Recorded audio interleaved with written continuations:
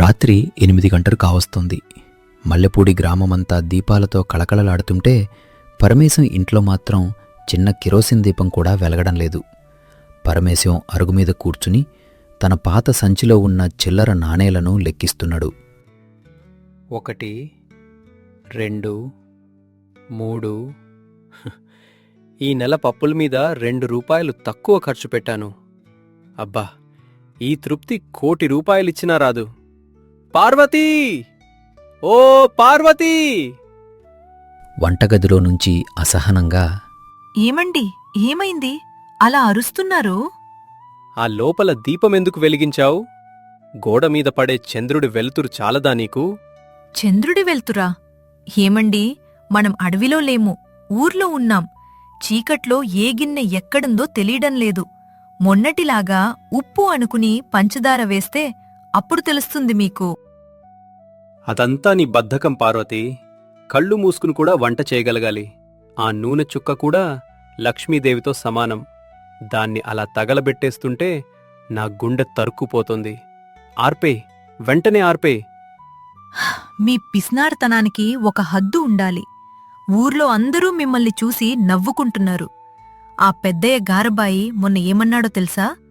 పరమేశంగారు గాలి పీల్చటానికి కూడా డబ్బులడుగుతారేమో అని వెటకారం చేస్తున్నాడు. వాళ్ళు నవ్వుకుంటే నాకేంటి? నా దగ్గర డబ్బు ఉంది. నవ్వుకునేవాడి దగ్గర చిల్లి గవ్వలేదు. నువ్వెళ్ళి ఆ దీపం ఆర్పేస్తావా లేదా? భర్త పిసినారితనాన్ని తట్టుకోలేక పార్వతమ్మ దీపాన్ని ఆర్పేసింది. మరుసటి రోజు సంత పరమేశం, పార్వతి మార్కెట్కు వెళ్లారు. అక్కడ కూరగాయల ధరలు వింటేనే పరమేశానికి గుండెపోటు వచ్చేలా ఉంది. అమ్మా పార్వతమ్మగారు, తాజా వంకాయలొచ్చాయి చూడండి. కిలో 20 రూపాయలే. 20 రూపాయలా? ఏమయ్యా, నీకు బుద్ధుందా? మొన్న 15 అన్నావు, ఇవాళ 20 అంటావా? దేశం ఏమైపోతుంది? ఏమయ్యా, డాక్టర్లు, లాయర్లు కూడా ఇంత దోచుకోరు కదా? అయ్యా పరమేశం గారు, డీజిల్ ధరలు పెరిగాయి, కూలీల రేట్లు పెరిగాయి, మాకు గిట్టుబాటు అవ్వాలి కదా. అవన్నీ నాకెందుకు? ఇదిగో ఈ మూలన ఉన్న చిన్న చిన్న వంకాయలు కొంచెం నల్లబడ్డాయి కదా, ఇవిస్తావా? 5 రూపాయలకు కిలో ఇస్తే తీసుకుంటాను. ఏమండి, చుట్టుపక్కలందరూ చూస్తున్నారు. ఆ కుళ్ళిపోయినవి కొని ఏం చేస్తారు? తింటే రోగాలొస్తాయి. రోగాలు రావు, మట్టి రాదు. శుభ్రంగా కడిగి ఉడికిస్తే అన్నీ అమృతంలాగే ఉంటాయి. డబ్బు ఆదా అవ్వడం ముఖ్యం పార్వతీ. 5 రూపాయలంటే మాటలా? ఒక టీ తాగొచ్చు ఆ డబ్బుతో. మీరు టీ ఎప్పుడు తాగారని? ఎవరైనా ఫ్రీగా ఇస్తే తప్ప రూపాయి ఖర్చు పెట్టరు కదా. కనీసం ఈ పండగకైనా కొత్త బట్టలు కొందామనుకున్నాను. కొత్త బట్టలా? నీ పాత చీర ఇంకా బానే ఉంది కదా. అక్కడక్కడ చిన్న చిరుగు ఉంటే కుట్టుకో. దూరంగా ఉన్నవాడికి అది డిజైన్లా కనిపిస్తుంది. పండగంటే భక్తితో చేసుకోవాలి, బట్టలతో కాదు. భర్త మాటలకి పార్వతి మౌనంగా ఉండిపోయింది. పార్వతి తమ్ముడు సూర్యం మల్లెపూడి వచ్చాడు. వాళ్ళని చూడగానే పరమేశం ముఖం మాడిపోయిన వంకాయలా తయారైంది. బావా, ఎలా ఉన్నారు? చాలా రోజులైంది మిమ్మల్ని చూసి. బానే ఉన్నాం సూర్యం. కాని ముందే ఉత్తరం రాసి రావచ్చు కదా. ఇంట్లో పప్పులు, బియ్యం అన్నీ తక్కువగా ఉన్నాయి. వచ్చిన వాళ్లను అలా అంటారా? సూర్యం, నువ్వు లోపలికి రా, నేను వంట చేస్తాను. ఒక్క నిమిషం. పార్వతీ, టీలో పంచదార వేయికు. అసలే షుగర్ వ్యాధులు ఎక్కువవుతున్నాయి లోకంలో. మనమే వాళ్ల ఆరోగ్యాన్ని కాపాడాలి. ఇక భోజనానికి వస్తే, ఆ మిగిలిపోయిన అన్నం ఉంది కదా, అందులో నీళ్లు కలిపి గంజిలాగా ఇవ్వు. చల్లగా బావుంటుంది. మీరు మనిషిలా మాట్లాడుతున్నారా? నా తమ్ముడు వస్తే గంజినీళ్లు తాగించాలా? బీరువాలో డబ్బులున్నాయి కదా, ఇటివ్వండి, నేను పెరుగు తీసుకువస్తాను. డబ్బులు లేవు. ఆ తాళం నా దగ్గరే ఉంది. నువ్వు గడప దాటడానికి వీల్లేదు. సూర్యం! ఒరే సూర్యం! ఒరే సూర్యం! నీకు అర్జెంట్ పనుందన్నావు కదా, ఇప్పుడే వెళ్తావా? అయ్యో బావా, ఇప్పుడే వచ్చాను కదా, అక్క చేసిన భోజనం తిని వెళ్తాను. భోజనమా? ఇవాళ మా ఇంట్లో ఉపవాసం రా. పండగ ముందు ఉపవాసం చేస్తే పుణ్యం వస్తుందని పురోహితులు చెప్పారు. నీకు కూడా ఆ పుణ్యం దక్కాలి కదా. సూర్యానికి బావ పిసినారితనం అర్థమైపోయింది. అతను మౌనంగా అక్కవంక చూసి నిట్టూర్చాడు. ఆ రాత్రి పరమేశానికి నిజంగానే కడుపులో నొప్పి మొదలైంది. పిసినారితనంతో పాతబడిపోయిన ఆహారం తినడం వల్ల ఇన్ఫెక్షన్ అయింది. అమ్మా, ఓయ్ పార్వతి, కడుపులో ఎవరో బాకుతో పొడుస్తున్నట్టుంది. చచ్చిపోయేలా ఉన్నాను. నేను ముందే చెప్పాను కదా ఆ పాత అన్నం తినకండి అని. ఆగండి, డాక్టర్ గారిని పిలుస్తాను. వద్దు, డాక్టర్ వద్దు. ఆయన రాగానే సూది వేస్తాడు, 100 రూపాయలు గుంజుతాడు. ఆ డబ్బుతో మనం 2 నెలల సబ్బులు కొనొచ్చు. నాకు కొంచెం వేడి నీళ్ళివ్వు చాలు. డబ్బు ముఖ్యం కాదు, ప్రాణం ముఖ్యం. సూర్యం, త్వరగా వెళ్ళి డాక్టర్ శాస్త్రిగారిని తీసుకురా. కాసేపటికి డాక్టర్ వచ్చారు. పరమేశాన్ని పరీక్షించారు. పరమేశన్నరు, పరిస్థితి విషమంగా ఉంది. కడుపులో ఇన్ఫెక్షన్ బాగా పెరిగింది. వెంటనే టౌన్కు వెళ్ళి ఆపరేషన్ చెయ్యాలి. లేకపోతే తెల్లవారేసరికి మీ ప్రాణం ఉండదు. ఆపరేషనా? దానికెంతవుతుంది డాక్టర్? కనీసం 20,000 అవుతుంది. 20,000? బాబోయ్, నన్ను చంపేయండి డాక్టర్. అంత డబ్బు నేనిచ్చుకోలేను. నా బ్యాంక్ బ్యాలెన్స్లో ఆ 20,000 తీసేస్తే నాకు గుండె ఆగిపోతుంది. వద్దు, నేను రాను. పరమేశి మూర్ఖత్వానికి పార్వతికి కోపం వచ్చింది. ఆమెకు ఉపాయం తట్టింది. సరేనండి, మీకు డబ్బు ముఖ్యం కదా. ఆపరేషన్ వద్దు, ఏమీ వద్దు. మీరు చనిపోయాక ఎలాగూ ఆ డబ్బంతా నాకే వస్తుంది. అప్పుడు నేను మన ఊర్లో అందరికీ పెద్ద విందు ఇస్తాను. మన ఇల్లు పడగొట్టి కొత్త మేడ కట్టిస్తాను. రోజూ పట్టుచీరలు కట్టుకుంటాను. హాయిగా ఎంజాయ్ చేస్తాను. ఆ మాటలకి పరమేశం కళ్ళు పెద్దవి చేసి, ఏంటి, నా డబ్బుతో నువ్వు విందు ఇస్తావా?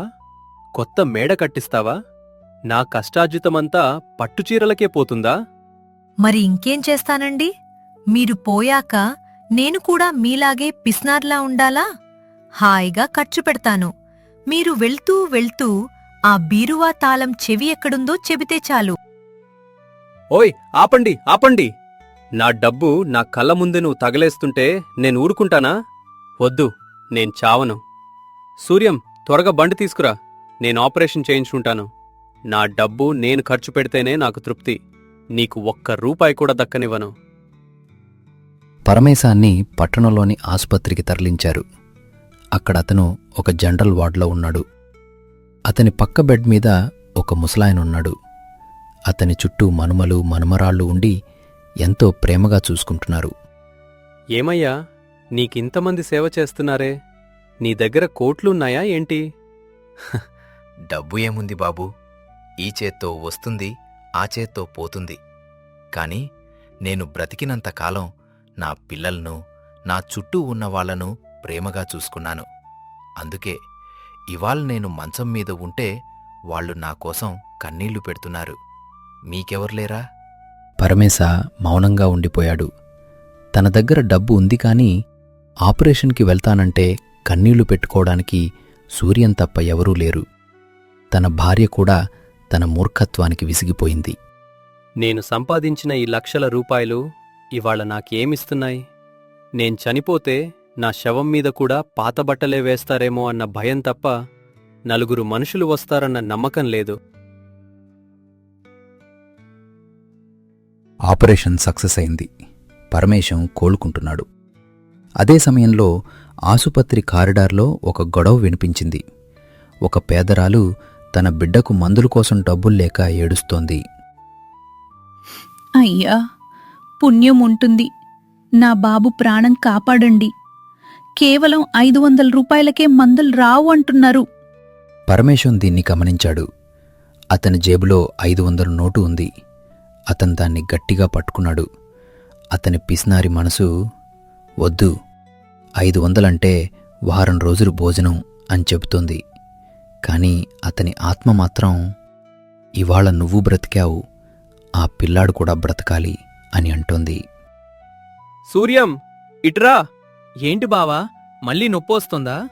నొప్పి కాదురా, నా జేబులో ఉన్న ఆ 500 నోటు తీసి ఆ ఆవిడికివ్వు. బిడ్డను కాపాడుకోమని చెప్పు. సూర్యం ఆశ్చర్యపోయి నోరు వెలబెట్టాడు. బావా, నిజంగానే ఇమ్మంటున్నారా? తొందరగా ఇవ్వు, లేకపోతే మళ్ళీ నా మనసు మారిపోతుంది. త్వరగా వెళ్ళు. ఆ నోటు తీసుకున్న పేదరాలు పరమేశం దగ్గరకు వచ్చి కళ్ళల్లో నీళ్లతో కృతజ్ఞతలు చెప్పింది.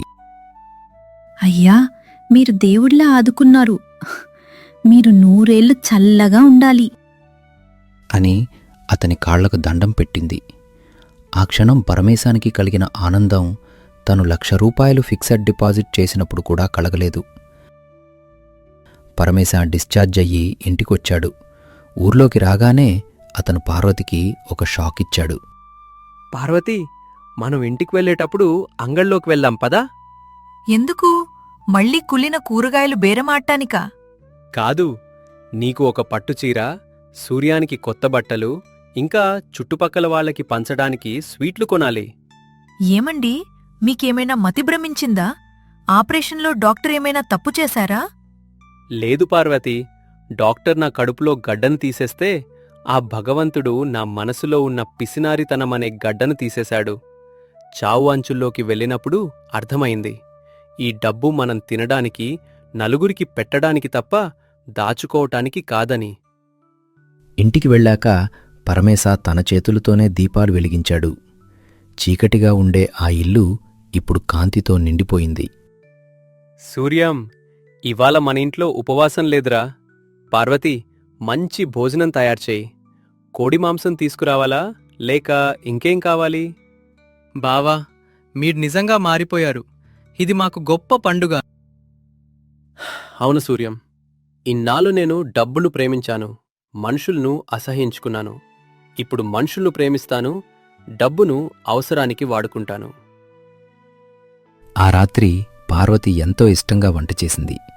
పరమేశం మొదటిసారి కడుపు నిండా, మనసు నిండా భోజనం చేశాడు. మరుసటి రోజు పరమేశం రచ్చబండ దగ్గరకు వెళ్ళాడు. అందరూ అతన్ని చూసి వెటకారం చేద్దామని సిద్ధమయ్యారు. ఏమండి పరమేశం గారు, పట్నం వెళ్ళి వచ్చారట. ఖర్చు ఎంతయింది? గుండె ఆగలేదా? ఆగింది పెద్దయ్య గారు, కాని ఆపరేషన్ అయ్యాక కొత్త గుండె వచ్చింది.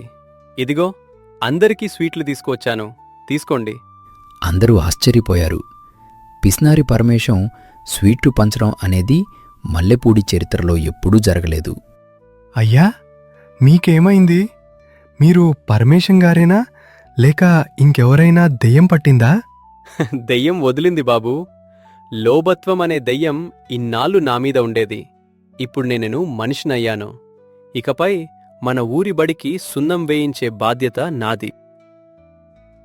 మధ్యాహ్నం వేళ పరమేశం పార్వతీ దగ్గరికి వెళ్ళి కూర్చున్నాడు. పార్వతి, ఇన్నాళ్ళు నిన్ను చాలా కష్టపెట్టాను కదా. సరిగ్గా తిననివ్వలేదు, నలుగురిలోకి వెళ్ళనివ్వలేదు. నన్ను క్షమిస్తావా? మీరు ఇలా మారితే చాలండి. నాకు నగలు, నట్రలు అక్కర్లేదు. మనం నలుగురితో కలిసి గౌరవంగా బ్రతికితే అదే నాకు 10,000. ఖచ్చితంగా. ఇకపై మన ఇంట్లో చీకటి ఉండదు. మనసులోనూ గదిలోనూ ఎప్పుడూ వెలుగు ఉండాలి. కొన్నేళ్ల తర్వాత పరమేశం మల్లెపూడిలో అందరికీ ఆదర్శంగా నిలిచాడు. అతను పిసినారిగా ఉన్నప్పుడు సంపాదించిన డబ్బు కంటే దాతగా మారిన తర్వాత సంపాదించిన గౌరవం చాలా ఎక్కువ. ఆయన మరణశయ్య మీద ఉన్నప్పుడు ఊరి జనమంతా ఆయన ఇంటి ముందు నిలబడ్డారు. ఎవరూ డబ్బు కోసం రాలేదు, ఆయన చూపిన ప్రేమ కోసం వచ్చారు. పార్వతి, చూసావా, నేను వెళ్తున్నాను. కాని ఈసారి నేను భయపడటం లేదు. నేను నా వెంట డబ్బు తీసుకువెళ్లడం లేదు, కాని అందరి దీవెనలు తీసుకువెళ్తున్నాను. ఇదే నిజమైన సంపద. మల్లెపూడి గ్రామంలో పరమేశం కథ ఒక పాఠంగా మిగిలిపోయింది. డబ్బు ఉండడం గొప్ప కాదు, దాన్ని సరైన మార్గంలో ఖర్చు చేయడం, మనుషులను ప్రేమించడం గొప్ప అనే సత్యాన్ని ఆ పిసినారి భర్త ప్రపంచానికి చాటి చెప్పాడు. రామపురం అనే గ్రామంలో కిష్టయ్య, రాజమ్మ అనే దంపతులు ఉండేవారు. రాజమ్మ చాలా తెలివైనది, పొదుపు మనిషి. కాని ఆమె భర్త కిష్టయ్య మాత్రం పరమ సోమరి. పొలం పని అంటే అతనికి అస్సలు ఇష్టం ఉండదు. ఎవరో ఒకరు వచ్చి తనకు నిధి ఇస్తారని, లేదా అదృష్టం కలిసి వచ్చి రాత్రికి రాత్రే కోటీశ్వరుడు అయిపోతానని కలలు కంటూ ఉండేవాడు. ఒకరోజు మధ్యాహ్నం కిష్టయ్య రచ్చబండ మీద కూర్చుని తన మిత్రులతో గారిలో మేడలు కడుతున్నాడు. రాజమ్మ నీళ్లబిందె పట్టుకుని అక్కడ్నుండే వెళ్తూ అతని మాటలు విన్నది. ఒరేయ్ రంగన్న, నీకు తెలీదు కాని మా తాతల కాలంలో ఈ ఊరి పొలాల్లో ఎక్కడో ఒకచోట పెద్ద బంగారు నిధి పాతిపెట్టారట. ఆ నిధిగాని నాకు దొరికితే నేను ఈ చిరిగిన బట్టలు తీసేసి పట్టు వస్త్రాలు కట్టుకుంటాను, బంగారు పల్లెంలో అన్నం తింటాను. అవును కిష్టయ్య, మరి ఆ నిధి ఎక్కడుందో వెతకవచ్చు కదా. ఇలా ఖాళీగా కూర్చుంటే అది నీ దగ్గరకు వస్తుందా? వెతకాలంటే ఓపికుండాలిరా. ఎవరో ఒక స్వామీజీ వచ్చి నా తలుపు తడతారని నా నమ్మకం. అప్పటివరకు నేను ఈ ఎండలో ఎందుకు కష్టపడాలి? ఆ మట్టిలో పనిచేస్తే నా చేతులు కాయలు కాస్తాయి. ఆ మాటలన్నీ వింటున్న రాజమ్మ, ఏమండి, ఇంటికి రండి. బియ్యం డబ్బా ఖాళీ అయింది. నిధి సంగతి పక్కన పెట్టి ఈరోజు పక్కూరి పొలంలో కూలి పనుంది, వెళ్తారా? కూలి పనా? నా గౌరవం ఏమైపోవాలి రాజమ్మా? కోటీశ్వరుడు కాబోయే వ్యక్తి కూలి పనులకు వెళ్ళడమేంటి? నువ్వెళ్ళు, నాకు చాలా ఆలోచనలున్నాయి. కిష్టయ్య మాటలకు విసిగిపోయిన రాజమ్మ తనలో తాను ఇలా అనుకుంది. వీరికి ఇలా చెబితే బుద్ధిరాదు. ఆశ చూపించి పని చేయించాలి. ఎలాగైనా మనకున్న ఆ 2 ఎకరాల పొలాన్ని వీరితోనే దున్నించాలి అని పథకం వేసింది. ఇక మరుసటి రోజు ఉదయం రాజమ్మ చాలా హడావుడిగా పొలం నుండి ఇంటికి పరిగెత్తుకుంటూ వచ్చింది. కిష్టయ్య ఇంకా నిద్రలోనే ఉన్నాడు. ఏవండి, లేవండి, అద్భుతం జరిగింది. మీరు చెప్పిన మాటే నిజమైంది. మన పొలంలో నిధి రహస్యం నాకు తెలిసిపోయింది. ఆ మాటలకి ఉలిక్కిపడి లేచిన కిష్టయ్య నోరెళ్లబెడుతూ, ఏవిటి? నిజంగానా? నిధి దొరికిందా? ఎక్కడా? ఏదీ చూపించు. దొరకలేదు కాని దొరికే దారి తెలిసింది. ఇవాళ పొద్దున్నే నేను పొలం గట్టు మీద కూర్చుని ఉండగా ఒక ముసలి సాధువు కనిపించారు. ఆయన మన పొలాన్ని చూసి, అమ్మా, ఈ నేల కింద పాతకాలపు 7 కుండల బంగారం ఉంది అని చెప్పారు. అమ్మో, 7 కుండలా? మరి ఆయన తీసివ్వలేదా? ఆయనేమన్నారంటే, ఎవరైతే ఈ పొలాన్ని ఇంచుకూడా వదలకుండా లోతుగా తవ్వుతారో వారికే ఆ నిధి కనిపిస్తుంది అన్నారు. కాని ఒక షరతుంది. ఆ తవ్వే వ్యక్తి పరాయివాడు కాకూడదు. ఆ భూమి యజమాని మాత్రమే తవ్వాలి. అప్పుడే ఆ బంగారం బయటకు వస్తుందట. అంతేనా? అయితే మన పొలం నేనే తవ్వుతాను. ఇప్పుడే వెళ్తాను. నా పార, గొడ్డలి ఎక్కడున్నాయో చూడు. తొందరపడకండి. ఆ నిధి చాలా లోతులో ఉందట. మీరు ప్రతి అడుగుని జాగ్రత్తగా తవ్వాలి. ఒక్కచోట వదిలేసినా నిధి మాయమైపోతుంది. బంగారం మీద ఉన్న ఆశ కిష్టయ్యలో ఎక్కడలేని శక్తినిచ్చింది. జీవితంలో పార పట్టుకొనివాడు ఉదయం నుండి సాయంత్రం వరకు మండు టెండలో పొలాన్ని తవ్వడం మొదలుపెట్టాడు. ఇక్కడ లేదు, ఇక్కడ కూడా లేదు. బహుశా ఆ పక్కనుందేమో. రాజమ్మా, ఆ నీళ్ల చెంబు ఇటివ్వు. దాహం వేస్తోంది కాని ఆగకూడదు. ఎవరైనా చూస్తే నిధి దొంగిలిస్తారు. అవునండి, చాలా జాగ్రత్తగా తవ్వండి. గడ్డపారతో లోతుగా పొడవండి. మట్టిని బాగా తిరిగేయండి. అప్పుడే కుండలు తగులుతాయి. అంతలో పక్కపొను రైతు రాముడు అక్కడికొచ్చాడు. ఏంటి కిష్టయ్యా, ఇవాళ భూదేవి మీద అంత దయ కలిగింది? పొలమంతా దున్నేస్తున్నావు? నీకనవసరం రాముడు. నా కష్టం నాది. ఈసారి చూడు నా పొలంలో ఏమొస్తుందో. ఆ మాటలకి రాజమ్మ తనలో తాను నవ్వుకుంది. భలే పని జరిగింది. బంగారం దొరకదని నాకు తెలుసు. కాని పొలం మాత్రం భలేగా సిద్ధమైంది. ఇప్పుడు దీనిని వృధా చేయకూడదు. 10 రోజులు గడిచాయి. కిష్టయ్య 2 ఎకరాల పొలాన్ని 1 అంగుళం కూడా వదలకుండా తవ్వేశాడు. కాని అతనికి ఒక్క రాగినాణెం కూడా దొరకలేదు. నిరాశతో ఇంటికి వచ్చి కూలబడ్డాడు. రాజమ్మ, నువ్వు నన్ను మోసం చేశావు. ఆ సాధువు అబద్ధం చెప్పాడు. నేను పొలమంతా గాలించాను. ఎక్కడా కుండల్లేవు, బంగారం లేదు. నా ఒళ్లంతా నొప్పులు పుడుతున్నాయి. అయ్యో, అలా అనకండి. బహుశా మనం తవ్విన సమయం బాలేదేమో. లేదా ఆ దేవుడు మనల్ని ఇంకా పరీక్షించాలనుకుంటున్నాడేమో. కాని చూడండి, మీరు తవ్వడం వల్ల పొలం ఎంత మెత్తగా బాగుందో. ఇప్పుడు వానలు మొదలయ్యాయి. మనం ఊరికే ఉంటే ఆ తవ్విన శ్రమంతా వృధా అవుతుంది కదా. మరి ఏం చేయమంటావు? నాకు విసుగు వస్తోంది. ఒక పని చేద్దాం. ఎలాగూ పొలం సిద్ధంగా ఉంది కాబట్టి మనం జొన్నలు సజ్జలు చల్లుదాం. ఆ పంట పండే వరకు నిధిని దేవుడే కాపాడుతాడు. పంట చేతికి వచ్చాక మళ్ళీ ఒకసారి తవ్విచూద్దాం.